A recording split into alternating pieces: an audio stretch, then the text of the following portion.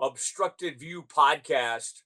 You also hear us, of course, ESPN Central Texas, but JJ Joe and JJ, for radio purposes, we just you and I both love radio. We've been doing it for years, but man, the opportunity to put you on camera and for people to see just the two of us. Now, I know it shocks people when they see my eyes because I usually have the shades on and they're close by.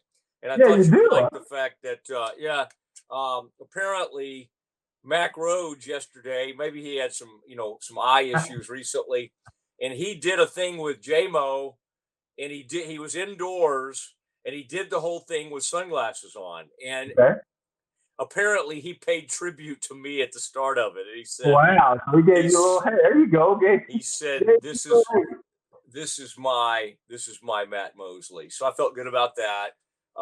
But great to have you on, and you do look, you have aged very gracefully. Me, you see all this man. You see all this right here. I have 3 kids, man. Well, when mine grows out, fortunately, the hair has stayed fairly dark, and that's without any help. People sometimes think Mosley's putting stuff in. That's not the case. But when I grow the beard out, we get some salt and pepper. And my 17-year-old daughter, who's going into her senior year of high school. And oh, by the way, it's a good place to start because that's an exciting time, and I'm going to enjoy this year and not do it a lot. It seems like a lot of the parents are already like emotional and crying about everything, and it's like, let's have a fun senior year. I don't really want to spend the whole year crying. She's here a whole nother year. I'm excited about that. I don't want to be sad the whole year. Can I just have fun with all this? Did you just take another? Okay, did you just take a child to college? Is that right? I did, man. That's why I got to keep working for a while because I just took my 3rd one to Sam Houston State. Dropped him off on Saturday. Wow. Okay. And with your 3rd, does it get any easier, or is because this is like you're entering the empty nest world? Was this the toughest? What was the goodbye like, or have you gotten? Was the first one the toughest, or have they all been kind of tough? For me, the first one was the toughest because it was kind of the breakup of the team, right? The first one that's kind of out of the house on a consistent basis. The 3rd one, the drop off wasn't that much of an issue because we've done it. This would be that was the 3rd time we did it. But I'll tell you, man, coming home and it's empty.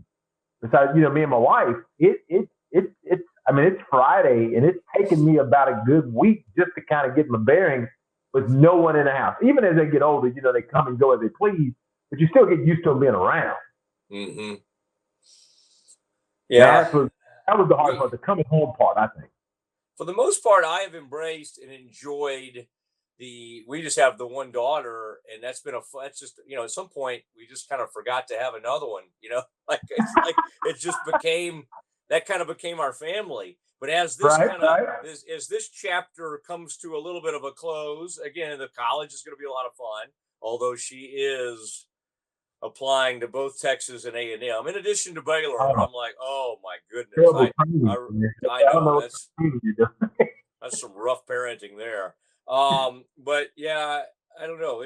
It's interesting. I have had this thought, like, should I adopt? What were we thinking? Like, why do we just have one child? Because it's a weird sensation because I've always loved it just being the 3 of us. But now as she gets ready to go to college, it's a little bit different feeling. I'm like, I envy the parents that still have kids at home. But again, listen, everybody has their own family and all that. Now, 2 other matters. You sometimes get to put your eyes on things the rest of us don't see. We were all at that. They let us in on not the spring game because they didn't have one, but whatever they called that, like a spring fling, spring practice. And I did get to see that. But we did have the news in the past week, JJ, that Dequan Finn is indeed going to be the starter. Now, it would have been awkward if he wasn't for a couple of reasons. One, I think they gave him a good deal of NIL money. 2, He's on all these watch lists. It's like it's weird to be on the Davy O'Brien and the Golden Arm and all these things you were probably on, and then go, oh yeah, but we're going to start this other guy Sawyer. I kind of wanted to get your take on what do you think they were trying to accomplish with these quarterbacks? Was this a manufactured type competition? Do you think it was a competition, or did you always think, hey, it was going to end up here? What did we just witness, and what do you think they learned? Maybe even by the Gary Bohannon, hey Gary, we're not going with you, and so we're going to let you run off to go play in South Florida or whatever, which was very gracious. But they really have handled this in a much different fashion. What did you make of the whole quarterback competition? How real do you think it was? I think Aranda doesn't play games. I think Aranda's learned how to navigate this whole portal transfer NIL process. I think it was a real competition, and this is why I think so. They knew they needed a veteran, a good player back there, one that was mobile. That's what Aranda likes, right? In Sawyer, I think I was expecting Sawyer, and I still expect him to make a leap. He'll play some this year because once you get playing time, it answers a lot of questions for you. It answers like, how fast is the game? Can I adjust to that? And I think he did that. I think the competition, I think when he came back in the spring, he was more of a leader. I think they saw that he kind of understood what it means to kind of be the guy for a few games. So I think it was a competition, but I think the separator for me, Mose, it's hard to replicate and manufacture experience. It's impossible. And Dequan Finn, he's played in big games. He has the things I think that Randall likes. He has the mobility. He still has the ability to throw the ball. So I think it ended up where I thought it would, Mose, but I think it was a real competition. Okay, and for folks that are just now coming to the Obstructed View podcast, JJ Joe is the Baylor radio analyst. He's in the Baylor Athletics Hall of Fame.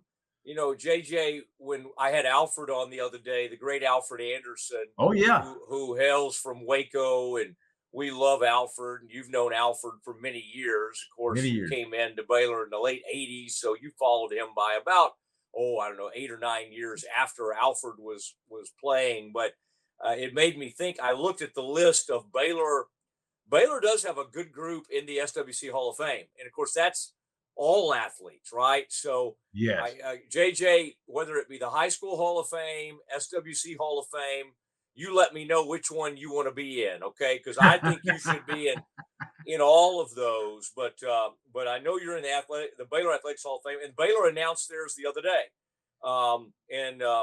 There were some great names that are going in there, and it's always exciting. Good. That are doing that. But I did want to say to our people, JJ Joe, I just assume everybody knows you. But that's the thing about this that's better than radio is they get to right. You see, can do that, yeah. I'm an old man now, Mose. No, I think you actually like paint that gray into your deal just to appear more seasoned than you. Yeah, but no, you still come across as very young, and you're almost annoyingly in good shape for those of us who have to fight it on a daily basis. That's what I'm doing. Your metabolism, even at age 53 or whatever you are, 54, has not caught up with you, and that's something I'm very upset with you about. By the way, there's something the other day, I said, hey, what'd you do? And now these days, when you see somebody lose a bunch of weight, you think it's that Ozempic. Oh, yeah, you think it's those shots. If somebody give me a batch of it, I'd use it in a heartbeat. But then the other one I keep hearing is Optavion or Optav. I'm like, hey, I'm scared of that stuff, man. I'm scared of that stuff because you got to take it for life or something. Okay, I don't know. Yeah, I don't want to commit to anything but life except like Mexican food. But yes, it is fun to have JJ on. Now that Dequan has the job, yes, he's the man. Okay, and it's interesting to me that Dave has said in the past, well, I'd like to have a guy in this previous spring. I'd like to have the guy going to fall camp. I'd like to, but for whatever reason, they let this thing keep going. They did. And meanwhile, Dequan's taking his lineman out and spending $30,000, $40,000 on custom Nice to have made that cash. boots. Yeah, he's got a bunch of cash, Hopefully on this settlement, they're going to take care of the former players, right, JJ? And It doesn't go back that far, man. I was a little too early. It's going to stop like in 10 or something. Oh, gosh, yeah. It doesn't quite get back Yeah, to it doesn't you. quite go that far. I'm sorry. Although you've done really well in the corporate world, so they're probably like, JJ's done too well to give him any money. But Dequan, now that it's his team, I mean, first of all, before I even ask you, because there's a lot of pressure on this kid. And of course, the media, we help put the pressure on him because Yep. I saw a headline the other day, Dequan, he has to save Dave Aranda. It's like, could we just let the guy go out and play against Tarleton? The more you've seen of him, and you have people that whisper to you, hey, here's what I'm hearing. Here's what I'm hearing about Dequan. I talked to Patterson. Now I can say this because Patterson left Baylor for whatever reason, and Gary and I are friends, so I can say it. Gary told me that Dequan reminded him a little bit of Boykin, and I thought, whoa, I'm not saying that's exactly what he is. I know what you mean, but that's exciting when you hear like a comparison like that. From what you can tell, what are we getting in Dequan Finn? Like because it's like he's very accomplished, put up huge numbers. Yes. What are the proper expectations for this guy? Mose, it's all going to revolve around, I think, number one, how quickly he adapts to the offense, to Spavital's offense. The second thing is going to be how well does our line play.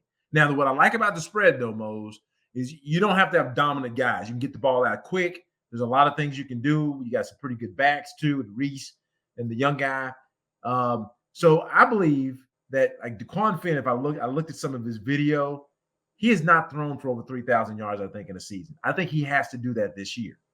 In this spread offense with those receivers, he needs to get to 3 bills. If he does that and you combine that, Mose, with the feet he has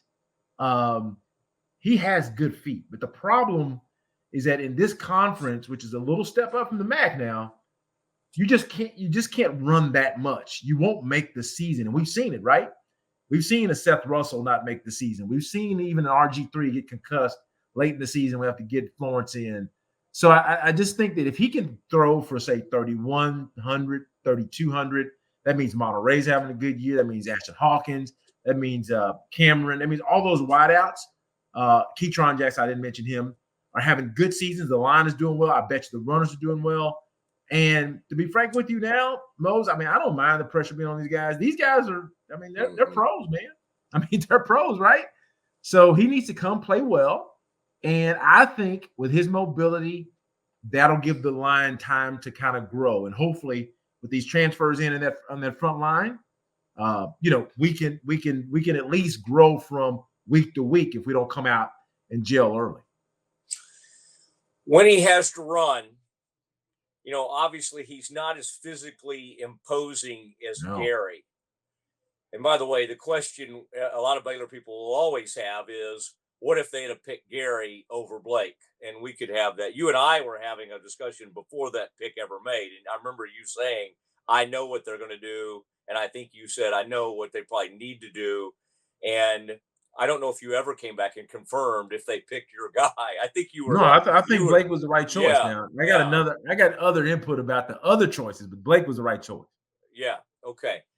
And Blake, the story's not closed on him. What if he could go to Mississippi State and blow it up there, right? We looked up at one point, and there's like 7 Baylor quarterbacks other places. Bohannon's still playing, isn't he? Bohannon's at BYU. Drones is at Virginia Tech. Wow.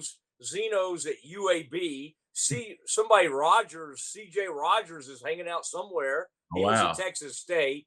They're just they're all over the place. Yeah, old Baylor quarterbacks. But but now again, reason I brought up Bohannon, one thing he did give you was that ability to help you in the run game.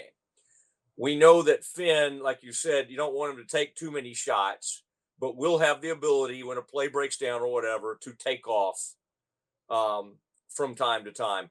Like from what you can tell, though, I hear everybody from like, hey, this guy's one of the fastest guys on the team to, hey, he's just a guy that obviously can move. You're Yep. someone that wanted to throw the ball first. You were not, I mean, you could run if you had to, but you were looking to deliver the ball. From what you can tell, what is Dequan? Is he that, I mean, like how fast is he when we're talking about like high end speed? Is it fair to say he would probably be, other than maybe Shador at Colorado, one of the 2 or 3 most athletic quarterbacks in the Big 12? Yeah, that's a great question, and I think the young man at Kansas State, because they switched. Remember now, Kansas Avery, State switched to the yeah, young fella. He's yeah. probably the most athletic in the conference. I think. That forget that freshman's name. He would probably, in my list, be the most athletic. Um, Avery uh, Johnson is his name. yes. Thank you. But I think Dequan is up there, man. Now I watched some of his tape against. He played Ohio State. They played also a couple other big opponents, and he played good football. And it looked to me like he did prefer. To me, it was like 1-2. I'm gonna run. Okay, 1-2 means read. 1 read, 2 read. If it's not there, I'm either trying to scramble, provide more time, and run. And he was looking to run when he ran. Versus sometimes you see a young man, he'll move to try to continue to throw the ball. So I'm not sure if Dequan has made adjustments to his game. I would prefer for him to extend a little bit more, like we see from Pat Mahomes, like you see from Caleb Williams. Those guys extend a little bit more to open guys up, but he seems more apt to run the ball versus throw it. So that's why I'm saying I believe that if he threw for, I think, 2,700 last year, I think, but he had another 600 yards rushing. And if you think about that, that counts, sacks count against your rushing yardage. So for a quarterback to run for 600 or 700 yards, and you take away some lost yardage and stuff, I mean, that's a pretty good year for a QB. And that tells me he really has a propensity to kind of try to, if it's not clear to him, he's going to run. By the way, I had Andy McCollum on yesterday on the radio show, and he arrived in 94. Yep. Right after you had kind of closed things down in 92 or 93. And that was interesting. And by the way, I've got Coach Reedy's number now. And I've kind of been in that mode of like reliving. It's kind of fun to talk to reaching back, guys. right? Yeah. And I'd forgotten, by the way, that in 95, and you'd been out for a couple, just basically like a year or two. I was graduating from Baylor in 95. What I forgot about is Reedy's team with McCollum and whoever, probably Fredenberg had just left. Like they had some dudes on defense. My gosh, that was incredible. Like NFL, all sorts of, and that got Bandy comes in from JUCO. You remember those JUCO guys they used to get? It's like, whoa, where are these guys coming from? Charles Horton was defensive, like Curtis. I mean, he was on there. They had some. And the big old defensive end, what's his name? Gardner. Daryl Gardner was on that team. Yes. 6'9". Andy had a funny line about him. He's like, he was a great looking kid, until you got to his head or something. I'm like, okay, Andy, let's not get into that. to looks or anything. They had Adrian Robinson was a safety. Man. He was an All-American safety. They had some cats. Yeah, they really McCullough. They gave some McCullough, but that was and then that's how it came up. He remembered when they recruited Ben Gay, which again, joking would have been. Ben Gay died recently, sadly. Oh, really? Ben Gay was like a unbelievable recruit for Baylor, and then like Odell James was and it's like Reedy just never got to. They kind of said, okay, he had a bad season, so he's out. And then they bring in Dave Roberts, and the rest is history. The rest is history. Yeah. Don't rehash that, Mose. We don't need to revisit that. You're not kidding.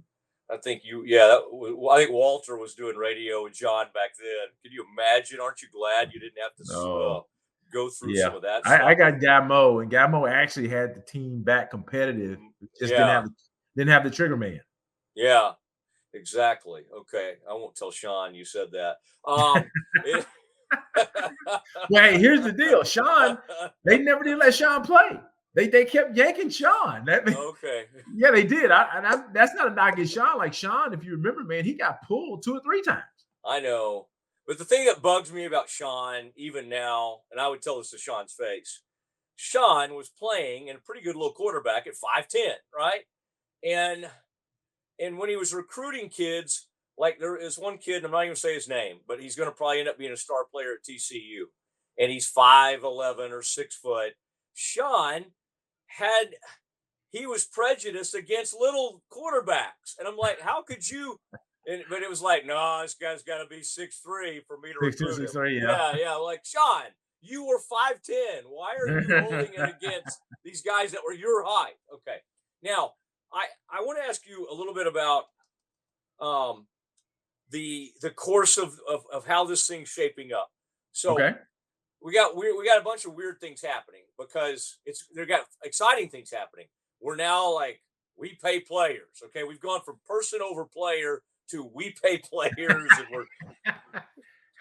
we're doing all this. We're having all this fun, and I mean, you got to say, Keenan Hall.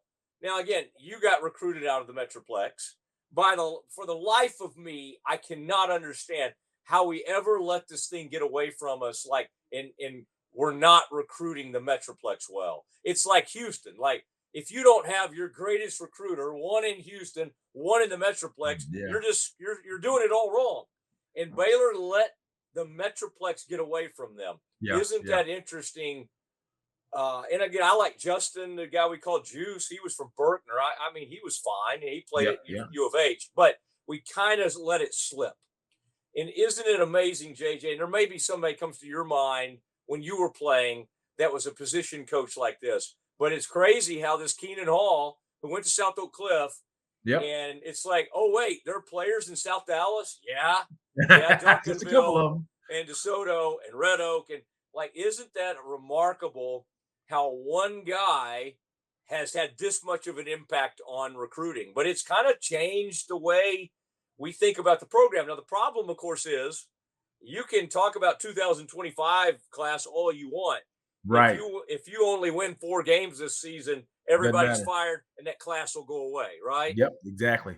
The drop of a hat, man. And Mose, you're right about people, because I think when I was there, Fredenberg, I think they had Fredenberg in Dallas. He covered Dallas, and there was one other coach that covered Dallas. And Baylor always had one of their best recruiters either in Dallas and Houston. Their 2 best recruiters either in Houston or Dallas. I think Coach James was Houston. Coach Fredenberg was a Dallas. And they actually had 2, I think. So you do have to – it just takes the right person. You got to think, even when Rule came, he got, McGuire. Coach McGuire, it's now at Texas Tech. I mean, he was DeSoto. I think it was DeSoto. I don't want to call it wrong. He was down there. Cedar Hill. Yeah. Yeah, Cedar Hill. The same thing. I mean, let me put it this way. If you just 20 runs east to west, you get to Dallas coming from Waco. If you don't even have to come north of 20. You don't have to go to South Lake. You don't have to go to Allen. If you just start over in Fort Worth at North Crowley and you go to Mansfield, you go to Duncanville, you go to South Oak Cliff, you go to Cedar Hill, you go to DeSoto, they're all right there south of 20. You got to live down there. Right? Yeah. And if you do, you'll get some really good talent. You'll get linemen, you'll get speed, you'll get, you may need to pivot up a little bit to get your quarterbacks, but yeah, I mean, I think, Baylor's figuring out, when you start getting coaches like Rule comes from the north, and then Coach Aranda, he's been around, and he comes in, he's been around. Sometimes I think we get a little bit too fancy, but I really think if you're a program in Texas like a Baylor or Tech or whatever, you really, really don't need to leave the state except for exceptions if you don't want to. But it's getting tougher now with the SEC coming in. There's, with Texas and A&M and Oklahoma all being in the SEC, everybody's here now, man. It's going to continue to be tough. Yeah, and I even, to your point, like Texas State, for instance, I'm seeing their name as a potential playoff. There's going to be one group of 5 in that 12-team playoff. There's got to be somebody, and people have been slotting them in there. I think that's interesting. When you look at Baylor's schedule, and And again, of course, Air Force scares me to death because it's not like Bears put their best foot forward against Air Force, in that bowl game. Yeah. I hate the Utah game. I mean, that's a bad look. You don't It's a why the non-con world game. non-con. It's like if they said, Mosley, we need you to contribute toward buying us out of that game, I would step up. I would step up. Yeah. But like when you look at the ceiling for this season, I think we both would agree that for Dave and the staff, they got to show progress. Yes. And they really, I don't know if they have to win 6 games, but that does feel like kind of the baseline, get back, either almost get to a bowl or get to a bowl. For that to happen, for them to win, let's say 6 to 8 games or something in that nature, what to you, what will have happened? Like when you look at this team, where do you go? That's the strength, because it sounds like you and I are on the same page about the O-line. I think it's going to be better, and some of those guys are starting to grow up, but I don't think we can go, they're going to be great on the O-line. I think it's kind of the same on the D-line. Like, where is this team really, really good? If there is any part, yeah. Yeah, and that's going to be, I mean, with all the transfer, this new era of football makes it tough, because you have so many kids coming in, some going out. Coaches, they've been really aggressive, gotten a lot of new offensive linemen in. I would say if you ask me where the strength is right now, I would say, I would push to the receivers. I think, with that group of receivers, you got Keytron back, you got Monterey Baldwin, you got Ashton Hawkins, you got Josh Cameron, you got Hal Presley. I mean, they have a good group of receivers, and now you can put more than 2 of them on the field, seems like, or 3 of them. Now we can put 4 guys out there. So I like that group, and I like the ability to get the ball out quickly and get the ball moved around, and your offensive line doesn't have to be as coordinated and as much of a strong suit. They just have to be average to start the season and then grow from there. So right now I would say the wideouts are a pretty good piece of the team. It'd be interesting to see how Dequan Finn does in this new system. I think he is the kind of player that can get you get you some positive plays, make something out of nothing. And I think you see it on tape. And so I think it helps to have that trigger man who, even if you call the wrong play, he can make a positive play. And that's fantastic. Defensively, I like Matt Jones coming back. I know we lost a couple guys, but Matt coming back at that linebacker spot. I think we have a transfer in. I'm forgetting his name off the top of my head, but he's a real solid kid. I think our second level of guys can develop. It can be a really strong group there with Matt coming back and having a couple move-ins there. Now I'm concerned up front on the defensive line. I really am on how we're going to perform there. And that's usually your bread and butter, Mose, is typically going to be those guys up front. You got to at least hold your own. You'll have a 4-8, and we'll have a different conversation. If they had done, I'm not, I like the kids to have fun, and whatever they want is fine by me. I'm not a big fan of this single digit thing, but maybe it's because I'm more of like a Grant Taft era, type guy. But because what if they'd have come to you, JJ? Obviously you were a captain, and they would have said, "Hey, JJ, congratulations, you're single digit." Well, you wouldn't have wanted to give up 13. There's no way. Well, hey, JJ, you get to be number 6 this year. You're like, no, I'm not Jeff. I'm not Jeff Watson trying to, wear That's number okay. 6. I'm good. Yeah. No, that's when you have a conversation with the coach up front. You say, Coach Taft, Coach Reed, I'm good. Don't let somebody else have it. Let somebody else have. Let somebody else run with it. Now, I'm kind of like, I kind of got to admire. I wanted to ask you this: when you look around the conference, and it's going to be weird because they got Fafita. Now we got to learn all these new. I mean, Arizona was looking good. And then Arizona lost his coach. They were looking like a really formidable team. Yeah, they were getting better. Unfortunately, we see now. Maybe it's good to play Utah early. Maybe they won't have it all together, but that's probably the best playoff hope from the Big 12. Where do you, as you kind of look at this conference, there now that Texas and OU, and I kind of laugh because who's going to replace? It's like, oh man, for 12 or 13 years. Texas was in the football wilderness. So let's not act like they're a big brand, but let's not act like we're replacing the daggum Georgia or Alabama. I mean, my gosh, Right. they were good. They were really, really good for one of the past like 13 seasons, That's right? correct. The Correct. rest of those, they were kind of wandering around the wilderness. So I do need to say that first.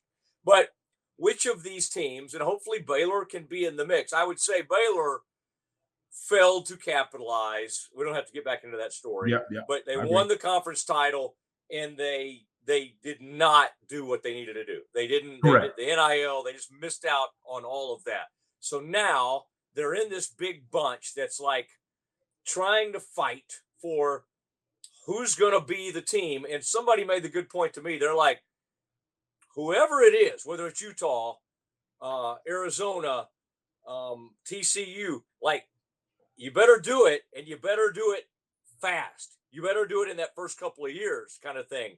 How do you see it right now as you look at this year? Who are kind of the breakthrough teams that we may or may not be talking about right now in the Big 12? Yeah, I mean, I think we're talking about the obvious ones. I believe you never can count out what Gundy does up at Oklahoma State. He just seems to find a way to win 9, 10 games every year. I think Utah. I mean, from looking at Utah, I know they lost some, but they're usually solid defensively, right? They play good defense. He's not going to make too many mistakes on offense. But I'm with you, Mose. I like catching them early with the mobile quarterback because if you remember, I mean, we should have won that game. I mean, there was no reason that Baylor lost that Utah game outside of the fact that Sawyer, I think, sprung his ankle I think it was late in the second quarter and the third quarter, and he couldn't run anymore. But we were up 20-0, something like that. So I like Utah. I like Oklahoma State. And I think most of the pundits are saying, hey, those teams should be good. But ultimately, I believe, too, I will never count out that guy up there at Kansas State, that old coach from North Dakota State University. If you ask me, watching Baylor football, which coaching staff I feel has outcoached us, it's been that staff. Now, we beat them up there in, I think, 21. We were just better. I thought when we came back, I think the year we were 6-3 and then we didn't win another game. We went 6-6, lost the bowl game Air Force. They beat us. We played Kansas State at home. We were 6-3, coming off like 3 wins in a row, and we didn't have a clue. We didn't have a clue. They knew everything we wanted to do. So Kansas State, I can't count out Kansas State. I really believe Kansas State will find a way with that young quarterback and that system to be in contention. So I think Kansas will be up there too. If we always say if with Kansas, right? If Jalen Daniels can mess around and stay healthy, he's played 6 games in 3 years or something. So I think it's going to be really competitive. We have a whole lot of new teams. Of the new teams, like you said, Arizona had a good year last year. Kind of lost the coach, but I think starting out, man, those are the teams that are top of mind. Oklahoma State, Utah, Kansas State are teams I really feel good about that I think they'll be in the mix. And but I think, hey, I wouldn't be surprised, Mose. We won one year, we were picked 5th. So I think you're always going to have a team out of this group that you're not expecting that's going to be up there threatening. Well, JJ, it's fun to visit with you.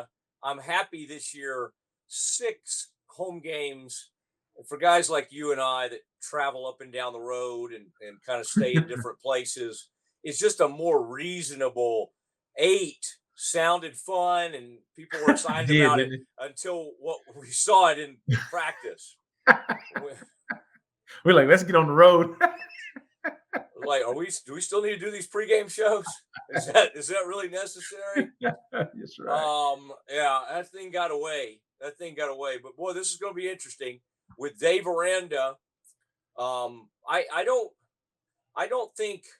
I mean, I think Baylor has shown we want to tell people we're different and we are a Christian university and all that. And I would say the grace shown after that season to Dave Aranda. Now, was there some other stuff with it?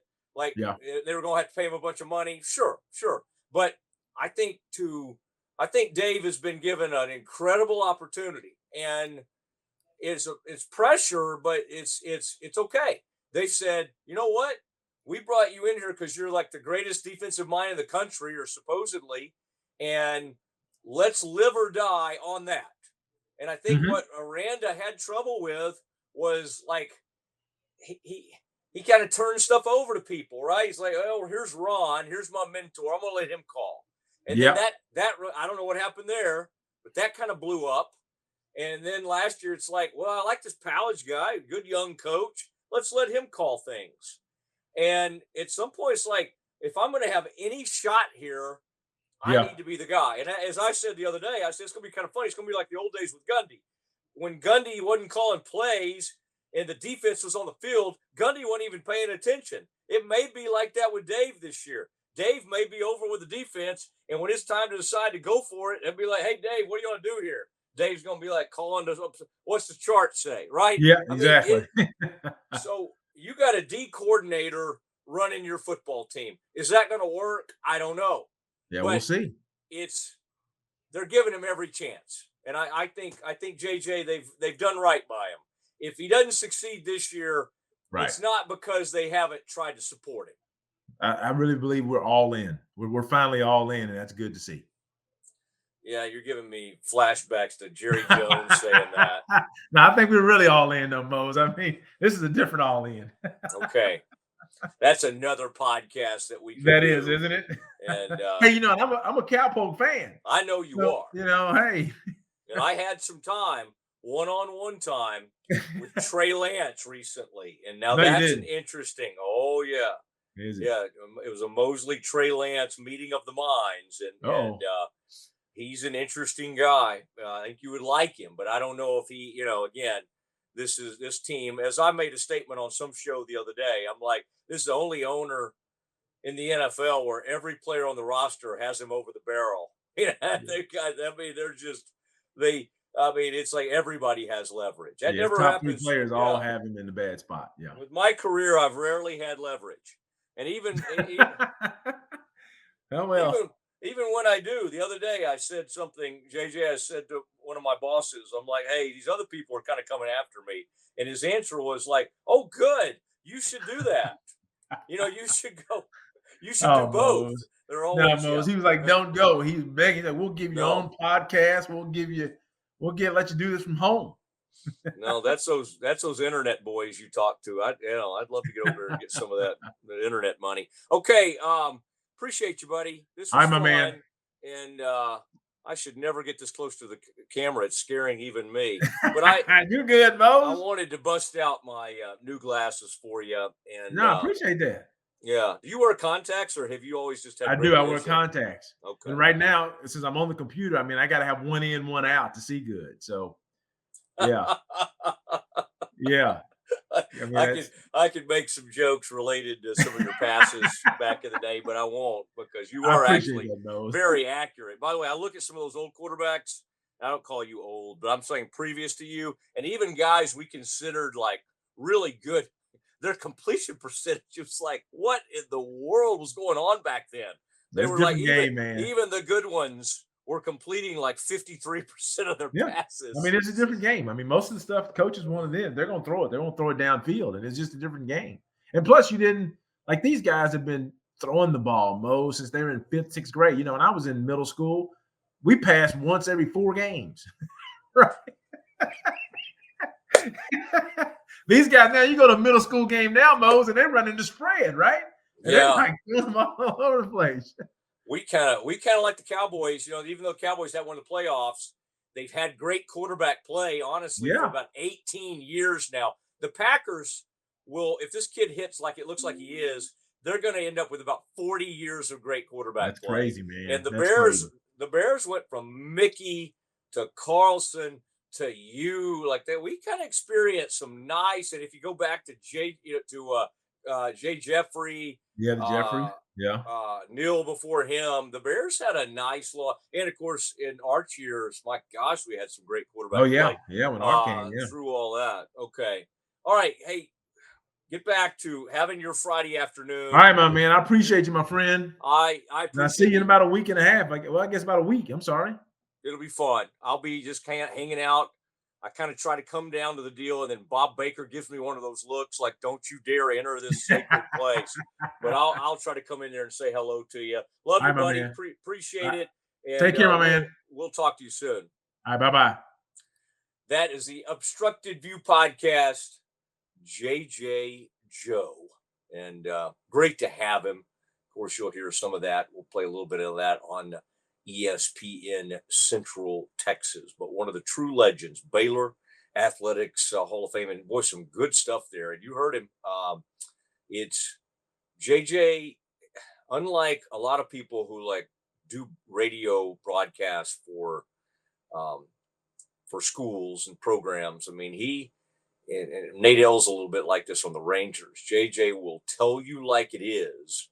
And when he says, I thought that was interesting, talking about Kansas State, how much they've outcoached us and a lot of people over the years. But I think he likes that Chris Kleiman quite a bit. But JJ is a beloved member of the Baylor community, and it's great having him on the Obstructed View podcast, which at a public speaking event last night that I was doing, I told everybody about it. And so more and more people signing up via YouTube, via Spotify, Apple, of course, Stitcher, anywhere you get your podcast, you can sign up for the Obstructed View podcast. It's been a great one. We appreciate it. We will see you next time.